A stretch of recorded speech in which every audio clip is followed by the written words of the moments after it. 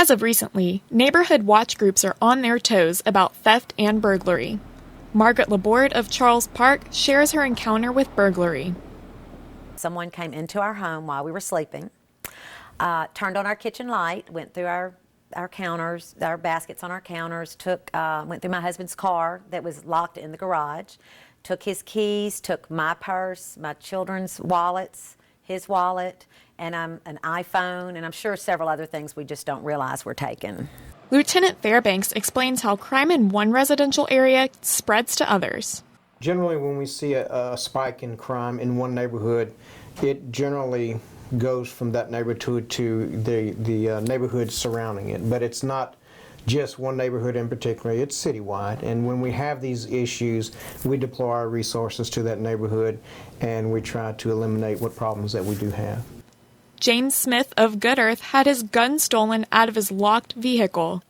This gun was used in armed robbery. Well, meantime, during the time that my gun was stolen, it was just 2 or 3 days later, my next door neighbor had 5 guns stolen out of his truck.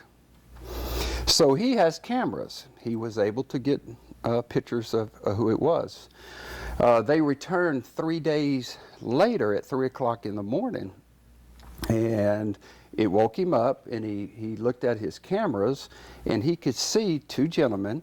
One was standing there pushing a clicker, and all of a sudden his truck lights flash on and they are able to enter his truck. This clicker that they use to unlock your vehicle can be purchased at your local parts store for 49 bucks.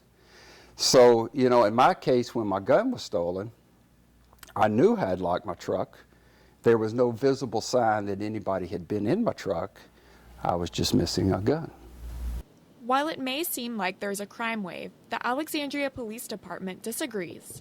Thefts and burglaries in Alexandria have actually decreased in the past year.